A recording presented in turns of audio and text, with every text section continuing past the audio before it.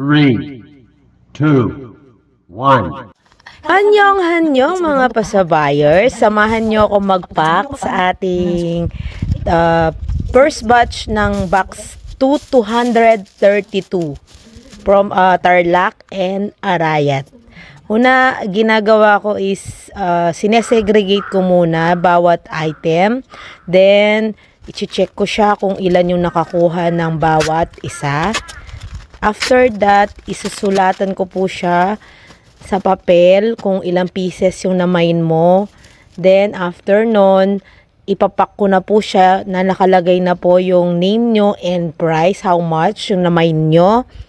After nyan, after kong mapak lahat yan guys, i-encode ko siya sa computer. Ayan, ganyan po yung pagpapak ng ating ng mga pasabay. Bawat isa. Kaya medyo pagodang yung tindera. After ng live, mahirap na nga salita ng salita. Then, magpapak ka pa.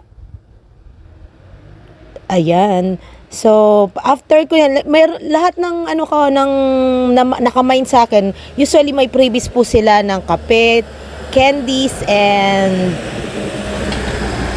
ballpen. Ayan. Depende po sa namain nila minsan. Thank you guys sa lahat ng sumusuporta kay JE Pasabay. At sana hindi po kayo nagsasawa.